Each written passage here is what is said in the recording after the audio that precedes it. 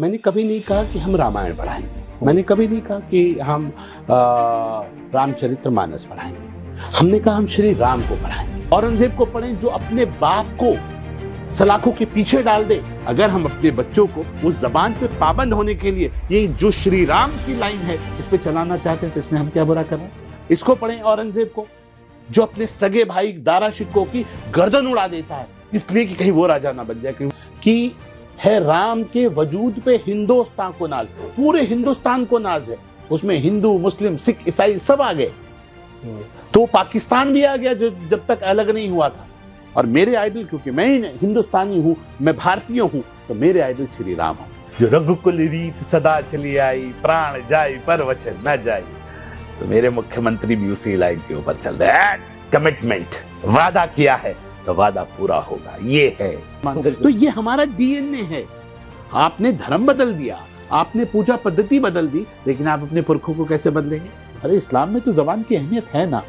इस्लाम में तो अगर कबूल है कबूल है कबूल है कह दिया तो निकाह हो जाता। लक्ष्मण छोटे भाई ने देखा बड़े भैया सब कुछ पिताजी के वचन के लिए त्याग के जा रहे, मैं कैसे सुख भोग सकता हूँ, मैं भी जाऊंगा। हमारे बच्चे अछूते क्यों रह जाएं?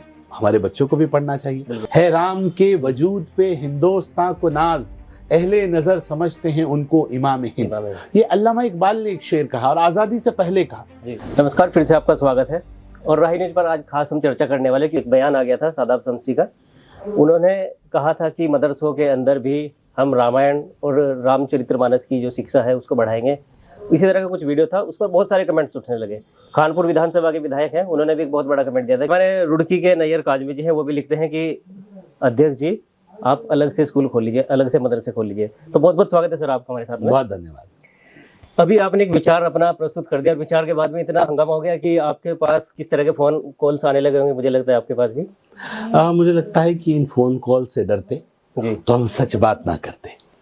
और मैंने कभी नहीं कहा कि हम रामायण पढ़ाएंगे, मैंने कभी नहीं कहा कि हम रामचरितमानस पढ़ाएंगे। हमने कहा हम श्री राम को पढ़ाएंगे, उनके किरदार को पढ़ाएंगे। वो इतना बड़ा व्यक्तित्व है कि उसे जितना समझा जाए उतना कम है। तो मेरे बड़ों ने पढ़ा है श्री राम को, अब मैंने अपने स्कूल में पढ़ा है, मैं ICSE बोर्ड से निकला हूँ। तो हमारे बच्चे अछूते क्यों रह जाएं? हमारे बच्चों को भी पढ़ना चाहिए। और मेरा मानना है कि मदरसे भी अछूते क्यों रहें?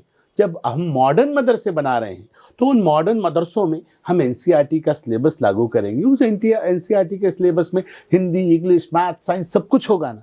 और श्री राम कौन है राम के वजूद पे हिंदुस्तान को नाज, अहले नजर समझते हैं उनको इमाम हिंद। ये अल्लामा इकबाल ने एक शेर कहा और आजादी से पहले कहा कि है राम के वजूद पे हिंदुस्तान को नाज, पूरे हिंदुस्तान को नाज है।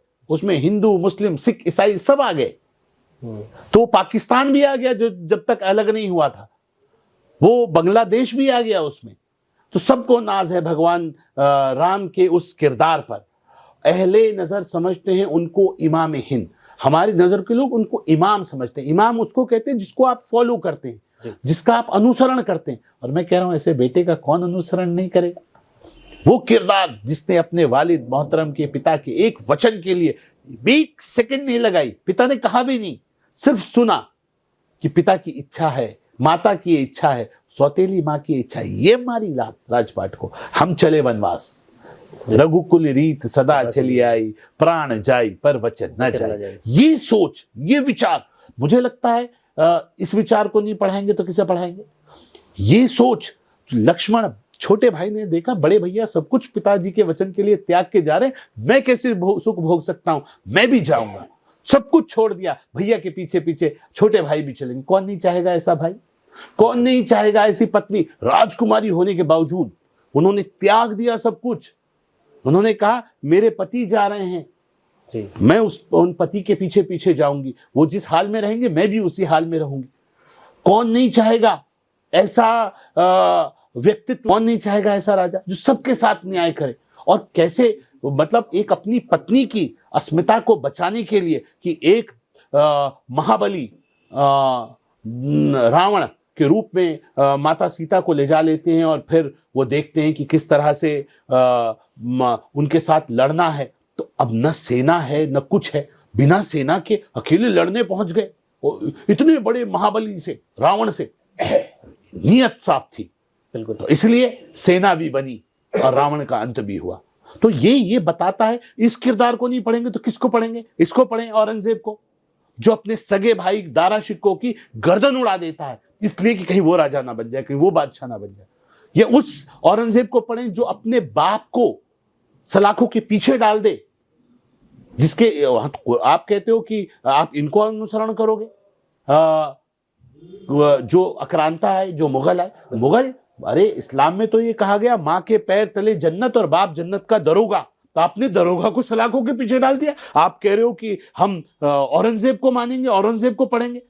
औरंगजेब को मेरे बच्चे बिल्कुल नहीं पढ़ेंगे, हम श्री राम को पढ़ेंगे, इस किरदार को पढ़ेंगे कि अगर वो इस किरदार को आत्मसात मेरे बच्चों ने कर लिया कि जबान की क्या अहमियत है। अरे इस्लाम में तो जबान की अहमियत है ना, इस्लाम में तो अगर कबूल है कबूल है कबूल है कह दिया तो निकाह हो जाता है, कितनी वैल्यू है। और हमने पुरानी पिक्चरों में हम देखते थे, आदमी कहता था ये पठान की जबान है, जान जा सकती है लेकिन जबान नहीं जा सकती। आज क्या हो गया भाई? अगर हम अपने बच्चों को उस जबान पे पाबंद होने के लिए ये जो श्री राम की लाइन है उस पर चलाना चाहते हैं, तो इसमें हम क्या बुरा कर रहे हैं? तो हमारा मानना ये है, हम कौन हैं?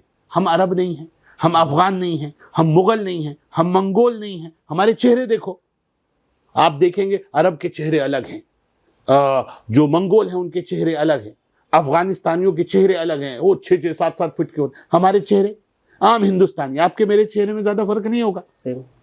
कोई हमसे पूछे कि हमारा कोई बिना चेहरा देख के हमारा धर्म बता दे, हिंदुस्तान में तो नहीं बता सकता। अगर कोई सर पे टोपी दाढ़ी न लगाए हो, पीछे चुटिया ना हो, तो बता भी नहीं पाएंगे हम कि ये कौन है, हिंदू है कि मुसलमान। तो ये हमारा डीएनए है। आपने धर्म बदल दिया, आपने पूजा पद्धति बदल दी, लेकिन आप अपने पुरखों को कैसे बदलेंगे? श्री राम हमारी संस्कृति का हिस्सा है, हमारी संस्कृति है, हमारे पूर्वज हैं। आप अपने पूर्वजों को बदल देंगे क्या?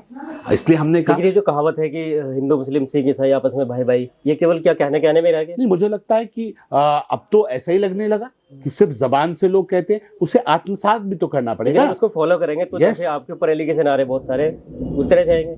आधे आते रहे, एलिगेशन से नहीं डरना है। मैं ये कहता हूं हम एक बार जीते हैं, एक बार मरते हैं। अगर हम अब इनके एलिगेशन से डर गए तो फिर कभी नहीं खड़े हो पाएंगे। अगर धामी मोदी सरकार में खड़े नहीं हो पाएंगे जी, कब खड़े होंगे? आज देवभूमि उत्तराखंड है, यहां से सच नहीं निकलेगा तो कहां से निकलेगा? उम्मीद ही छोड़ दी लोगों ने। कोई सच के साथ खड़ा कौन होगा? अरे हम कह रहे हैं हम अपने बच्चों को बेहतरीन इंसान बनाएंगे, हम मोहम्मद साहब को पढ़ाएंगे। मेरे आइडल आक्रांता नहीं हो सकते, मेरे आइडल मोहम्मद साहब होंगे, मेरे आइडल साहबा होंगे। और मेरे आइडल, क्योंकि मैं हिंदुस्तानी हूं, मैं भारतीय हूं, तो मेरे आइडल श्री राम होंगे। और इसलिए मैंने कहा कि मेरा बच्चा औरंगजेब नहीं बनेगा, मेरा बच्चा श्री राम के पद चिन्हों पर चलेगा और एक बेहतरीन इंसान बनेगा, उनके किरदार को आत्मसात करेगा। और इसलिए हमने तय किया कि हम श्री राम के किरदार को पढ़ाएंगे। लेकिन अध्यक्ष जी, क्या ये फॉलो कर पाएंगे? क्योंकि अभी बहुत सारे जो मदरसे वाले हैं वो भी आपके खिलाफ जा रहे हैं। मैं कह रहा हूं उनके खिलाफ जाने से कुछ नहीं होता, हम बिल्कुल नहीं डर रहे हैं उनसे, वो अपना काम करें। हमने कहा हम 4 मॉडर्न मदरसे सिंबॉलिक लाइन के ऊपर, एक देहरादून, एक हरिद्वार, एक उधम सिंह नगर, एक नैनीताल में हम 4 मॉडर्न मदरसे खोलने जा रहे हैं। हम कह रहे पहले उन्हें देखो, हमारी शिक्षा पद्धति को समझो, और अगर उसके बाद आपको लगे कि हम गलत कर रहे हैं तो हमारा विरोध करना। मतलब बच्चा पैदा नहीं हुआ, आपने विरोध करना शुरू कर दिया। हमारा एक विचार है, 70-75 वर्षों तक आपने मदरसों को अपने हिसाब से चलाया, परिणाम सबके सामने है। बिल्कुल, लोग कहते हैं एंटी नेशनल हैं, एंटी सोशल हैं, एक सवालिया निशान में मदरसे खड़े रहते हैं। तो मैं ये कह रहा हूं कि एक मौका हमें भी दो, एक कोशिश हमें भी करने दो। अच्छे नहीं लगे हम 2 कदम पीछे हट जाएंगे, माफी मांग लेंगे, लेकिन कोशिश तो करने दो। किसको क्या मिला ये मुकद्दर की बात है, लेकिन आप कोशिश भी ना करेंगे तो गलत बात है। अच्छा, तो हमने कहा कोशिश तो अवश्य करेंगे। क्या स्कूल में जो हम पढ़ रहे हैं उसके बाद तो गवर्नमेंट जॉब भी मिल जाते हैं, प्राइवेट जॉब भी, बहुत सारे ऑप्शन है। मदरसे में जो पढ़ने के बाद बच्चे जो बढ़ रहे हैं वो कहाँ जा रहे हैं? कहीं भी नहीं, मैं यही बोल रहा हूँ, उनके भविष्य के साथ खिलवाड़ किया जा रहा है। मदरसों के बच्चों की डिग्री की वैल्यू नहीं है, उनके साथ खिलवाड़ किया जा रहा है। और वो बच्चे क्या करेंगे? फिर धर्म की शिक्षा हासिल की और रसीद उठाई और चंदा इकट्ठा किया और फिर एक नया मदरसा, फिर एक नई लाइन आगे। तो इसी पे घूमते रहोगे क्या? तो परंपरागत चलती रहेगी। इसीलिए हमने कहा इस परंपरा को तोड़ेंगे, इस सिस्टम को तोड़ेंगे, इस नेक्सस को तोड़ेंगे, सिस्टम को सही करेंगे। मेरा बच्चा, हमने कहा इसके बाद हम अगली लाइन पे आ रहे हैं कि इसके बाद मेरा बच्चा, हम इंजीनियर बनाएंगे अपने बच्चे को, हम इंजीनियर बनाएंगे प्लम्बिंग में, प्लम्बिंग इंजीनियर है। जो बच्चा जिसके पिताजी नल का काम करते हैं वो प्लम्बर इंजीनियर बने। जिसका पिताजी रंदा चलाते हैं, लकड़ी का काम करते हैं, उसको हम कारपेंटर इंजीनियर बनाएंगे ना, नई डिग्रियां लेके आएंगे, नई चीज करेंगे। और हम कह रहे परंपरागत कार्यों से जोड़ेंगे उनके। और इसलिए हमने तय किया बढ़ेगा भारत, पढ़ेगा भारत तो बढ़ेगा भारत। अपने बच्चों को पढ़ाएंगे, लायक बनाएंगे। क्यों पेट में दर्द हो रहा है, मेरा गरीब का बच्चा है, यतीम का बच्चा है, तो क्या वो अच्छी शिक्षा नहीं प्राप्त कर सकता? क्या उसका अधिकार नहीं है? अगर वो उसके माता पिता नहीं हैं या उसके माता पिता गरीब हैं, तो वो क्यों ना पढ़े इंग्लिश मीडियम का पैटर्न? तो वो क्यों ना पढ़े दुनिया की सारी एजुकेशन? तो क्यों ना पढ़े वो तमाम तालीम? मैं ये कह रहा हूँ कि एजुकेशन के लिए, इल्म हासिल करने के लिए तो आपको जो कुछ करना है वो करना चाहिए। और हिंदुस्तान वो मुल्क है। मोहम्मद साहब ने इसके बारे में कहा कि मुझे हिंद की तरफ से प्यार और मोहब्बत की खुशबू आती है। एक शेर शायर ने लिखा, मेरे नबी के लबों पे भी आया था मेरे इस मुल्क का नाम, यहाँ वफा है यही आपका इशारा था, और फकत मुझे ही नहीं मेरा मुल्क जान से अजीज, मेरे नबी को भी हिंदुस्तान प्यारा था। यह है हिंदुस्तान। वो प्यारा क्यों था? यहाँ के कल्चर की वजह से, यहाँ के प्यार और मोहब्बत की वजह से, यहाँ की संस्कृति की वजह से। और यहाँ की संस्कृति क्या है? यहाँ की संस्कृति श्री राम है। लेकिन श्री राम के नाम से बहुत सारे लोगों को नफरत भी है। मैं ये कह रहा हूं ना कि ये पॉलिटिकल नफरत हो सकती है। किसी को श्री राम जो किरदार हैं उससे कोई नफरत कर ही नहीं सकता। मैं ये कह रहा हूं जिन्होंने नहीं पढ़ा, ये नफरत करने वाले वो लोग, जिन्होंने श्री राम को पढ़ लिया वो नफरत कर ही नहीं सकते। अगर पढ़ेंगे तो नफरत नहीं होगी। यस। तो आज जो दिक्कत है वो इसीलिए लड़ाई चल रही है कि लोग नहीं चाहते कि लोग श्री राम को पढ़ें, लोग श्री राम को समझें। और हम चाहते हैं कि जो नफरतों की दुकानें हैं, जिन्हें मोहब्बत, हमदर्दी की दुकानें बता रहे हैं, असल में ये नफरत और भय की दुकानें, ये दुकानें बंद होने वाली हैं। राम राज्य स्थापित होने को है। अरे समझ लीजिए, आज देश का मुसलमान भी चीजों को समझ रहा है कि आखिर ये चल क्या रहा है। कि राम मंदिर बन रहा है, हिंदू विरोध कर रहा है। क्या नहीं समझ रहे लोग कि क्यों विरोध कर रहा है? क्या लोग नहीं समझ रहे हैं कि क्या चल रहा है? सब राजनीति का तो क्या राम राज्य से मुस्लिम को कोई दिक्कत हो जाएगी? बिल्कुल नहीं। मैं ये कह रहा हूँ राम राज्य आ जाए किसी मुसलमान को, जहां न्याय हो, जिस राम राज्य का मतलब है सबके साथ न्याय होगा, किसी के साथ किसी के हकों को मारा नहीं जाएगा, किसी को सताया नहीं जाएगा, किसी को दुख पहुंचाया नहीं जाएगा, ईमानदारी के साथ सबके साथ इंसाफ होगा, सबके साथ न्याय होगा और सब अपने अपने हिस्से का काम करेंगे। उसे राम राज्य कहते हैं। राम राज्य में नफरत के लिए जगह नहीं है।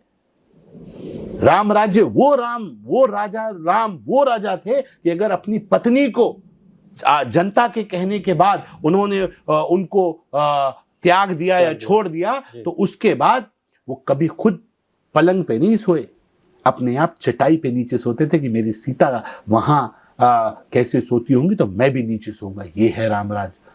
अपनों का दर्द को महसूस करना, अपनों को अपना समझना। आप कह रहे हो कि जो अपना समझेगा वो आपके साथ अन्याय करेगा? नहीं, बिल्कुल नहीं करेगा। तो ये जो गलत फहमियां लोगों ने डाली हुई हैं वो इसलिए जिससे हम एक ना आ सके। हमारी सिर्फ कोशिश ये है कि हम एक सेतु का काम करें, आपस में दोनों लोगों को करीब लाएं और जो भ्रम फैलाए हुए हैं, जो नफरतें लोगों ने दो समाज के बीच में डाली हुई, उन नफरतों को दूर करने का काम करें। मुझे उम्मीद है कि मुस्लिम समाज के बच्चे अपने मज़हब को मजबूती से पढ़ते हुए मेरे इन मॉडर्न मदरसों से हाफिज़ कुरान के साथ साथ अब डॉक्टर, इंजीनियर, फिलोसोफर बनते हुए डॉक्टर APJ अब्दुल कलाम के रास्ते पे चलेंगे और श्री राम को पढ़ते हुए एक बेहतरीन इंसान बनेंगे। मेरा ऐसा मानना है। अध्यक्ष जी, जैसे कि अभी देखा जा रहा है कि हमारे उत्तराखंड के मुख्यमंत्री जी जो हैं वो भी UCC लागू करने जा रहे हैं और पहला ऐसा प्रदेश बनने जा रहे हैं जहाँ पर UCC लागू। देखिए, UCC युवा मुख्यमंत्री का एक कमिटमेंट है। मैंने कहा ना, जो रघुकुल रीत सदा चली आई, प्राण जाई पर वचन न जाई। तो मेरे मुख्यमंत्री भी उसी लाइन के ऊपर चल रहे हैं। कमिटमेंट, वादा किया है तो वादा पूरा होगा। ये है धामी सरकार। लेकिन उस वादे जाएगा नहीं, मैं कह रहा हूँ विरोध करने वाले विरोध करते रहे, उससे फर्क नहीं पड़ रहा। ये कमिटमेंट था, उस कमिटमेंट को फुलफिल होता हुआ वो कमिटमेंट नजर आ रहा है। मुझे लगता है कि ड्राफ्ट हाथ में आते ही विधानसभा के पटल पर रख दिया जाएगा और ये विकसित भारत की ओर एक पहला मजबूत कदम होगा। आप जानते हैं कि कितने देश विकसित हैं। अमेरिका विकसित है, इंग्लैंड विकसित है, जर्मन विकसित है, फ्रांस विकसित है और वहाँ क्या है? वहाँ UCC है। तो UCC लागू है तो क्या वहाँ मुसलमान नहीं रहते? क्या वहाँ हिंदू नहीं रहते? क्या वहाँ और धर्म नहीं रहते? हाँ, सब रहते हैं, लेकिन नेशन फर्स्ट, एक कानून सबके लिए बराबर। इंसाफ सबके साथ। ये नहीं चलेगा तुमको 4 अधिकार एक्स्ट्रा, मुझको 2 अधिकार कम, तुमको 3 अधिकार ज्यादा, मेरे 1 अधिकार कम। ये क्या है? एक जैसा कानून। और मुझे लगता है कि इससे विश्वास बढ़ता है, इससे कमिटमेंट बढ़ता है। एक जैसा कानून होगा तो किसी को घबराने की आवश्यकता नहीं। लेकिन विपक्ष है कि डराने पे लगा है, लोगों को कह रहे हैं कि तुम्हें अब धोती पहननी पड़ेगी, तुम्हें भगवा धारण करना पड़ेगा, तुम्हें मंदिरों में जाके पूजा करनी पड़ेगी। अरे क्यों करवाएंगे तुमसे पूजा भाई? तुम अपनी मस्जिद में जाके अपनी नमाज पढ़ो। मंदिर में पूजा करने वालों की कमी है क्या? वो अपनी पूजा अपने आप करें, आप अपने धर्म को अपने हिसाब से मानो। कस्टम्स के साथ छेड़छाड़ नहीं करेंगे। हमने कहा सब अपने अपने कस्टम्स को मानो। जो विवाह की पद्धति है, जो हिंदू समाज के लोग हैं वो अपने फेरे होंगे और मुसलमानों में निकाह होगा, लेकिन दोनों को अपनी अपनी अनुमति लेनी पड़ेगी, अपने डॉक्यूमेंट्स देने पड़ेंगे और उसको रजिस्टर्ड कराना पड़ेगा। यस, तो इससे क्या होगा? आप छल नहीं कर सकते, आपके रिकॉर्ड दर्ज होंगे। आप एक के बाद छुप के अपना दूसरा नाम बता के विवाह नहीं कर सकते, रिकॉर्ड में आ जाएगा। आप किसी की बेटी को, किसी की बहन को घर में बैठ के तलाक नहीं दे सकते, आपके रिकॉर्ड में आ जाएगा। आपको उसकी अनुमति लेनी पड़ेगी, उसकी भविष्य की चिंता जो है वो करनी पड़ेगी। आप ऐसा नहीं है कि आप जब चाहें किसी को लात मार के बाहर कर दें। तो इससे एक पॉजिटिव वाइब्स आएंगी। और मुझे लगता है जो नेगेटिव सोच रहे हैं उन्हें सोचने दीजिए। देश पूरी ताकत से मोदी जी के साथ है और ये प्रदेश धामी जी के नेतृत्व में आगे बढ़ रहा है। और मुझे पूर्ण विश्वास है जितना शानदार ड्राफ्ट, क्योंकि उस ड्राफ्ट कमेटी ने हर धर्म जाति संप्रदाय के लोगों से बात की है, मुझे उम्मीद है एक बहुत शानदार ड्राफ्ट बना होगा। और उस ड्राफ्ट को जब हम यहाँ एग्जीक्यूट करेंगे, इम्प्लीमेंट करेंगे धामी सरकार में, तो मुझे लगता है कि उसके बाद ये इतना खूबसूरत ड्राफ्ट होगा कि देश इसे एक्सेप्ट करेगा, सारे प्रदेश इसे एक्सेप्ट करेंगे, सारे धर्म इसे एक्सेप्ट करेंगे। ये आने के बाद मुझे लगता है किसी को विरोध की कहीं कोई गुंजाइश नहीं रहेगी। जो विरोध करने वाले लोग हैं असल में वो मुसलमान नहीं है, वो पॉलिटिकल मुसलमान है। वो पॉलिटिक्स कहीं ना कहीं कांग्रेस से जुड़े होंगे, कहीं ना कहीं सपा बसपा से जुड़े होंगे। उनका काम विरोध करने का है। जो सरकार करेगी, जो सत्ता पक्ष करेगा, और लोग उसका विरोध करेंगे। इतनी बात, इसके अलावा उन्हें बहुत सीरियसली लेने की आवश्यकता नहीं। अध्यक्ष जी, एक हमारे जो यूथ है उनके लिए आप क्या संदेश स्पेशल देना चाहेंगे जो आज अपना राह भटक रहे हैं? छोड़ो कल की बातें, कल की बात पुरानी, नए दौर में लिखेंगे हम मिलकर नई कहानी। हम हिंदुस्तानी, हम भारतीय हैं, हम यंगिस्तान हैं। हम अपना मुस्तकबिल अपने आप लिखेंगे। देश के यशस्वी प्रधानमंत्री माननीय मोदी जी के नेतृत्व में पूरा देश एकजुट हो रहा है, एक साथ खड़ा हो रहा है। और मुझे उम्मीद है कि ये युवा अब तमाम बैरिकेड्स को तोड़कर राष्ट्र के लिए लड़ेंगे। और जो मेरे प्रधानमंत्री मोदी जी ने कहा था, देव से देश और राम से राष्ट्र, इसकी परिकल्पना करते हुए हम एक सूत्र में बंधकर आगे बढ़ेंगे। पूरा देश भारतीय बनकर आगे चलेगा, अपने अपने कस्टम्स को मानते हुए आगे बढ़ेगा और देश को विश्वगुरु बनाना है, उस दिशा में सब कोशिश करेंगे। तो सबका साथ, सबका विकास, सबका विश्वास के साथ जब सबका प्रयास होगा तो हम विश्वगुरु जरूर बनेंगे। और वो दिन दूर नहीं है कि हम मजबूत नेतृत्व में आगे बढ़ रहे हैं और हम विश्वगुरु बनने की दिशा में तेजी से आगे बढ़ रहे हैं। और सब साथ आएंगे तो एक गिलहरी रूपी योगदान मेरे मुस्लिम समाज का भी होगा और मेरे इन मॉडर्न मदरसों का भी होगा। बिल्कुल, बहुत धन्यवाद आपका। तो दर्शकों, जैसे कि भी आपने हम विचार सुने हैं, हमारे साथ में इस वक्त वक्फ बोर्ड के अध्यक्ष सादाब समसी थे। उनके विचार आपको कैसे लगे कमेंट्स में जरूर कीजिएगा, क्योंकि इसके बाद में जानकारी हम और भी देने वाले हैं आपको। इंटरव्यू बहुत लंबा हो जाएगा, इसके बाद हम एक और इंटरव्यू सादाब जी का लेते हैं, उसमें और भी आपकी जो कमेंट्स रहेंगे उसके विचार पर ही आगे बातचीत करेंगे। तो मैं फिर से आपके बीच आऊँगा, राही न्यूज़ पर सोनू कश्यप। जय हिंद, जय भारत, जय उत्तराखंड।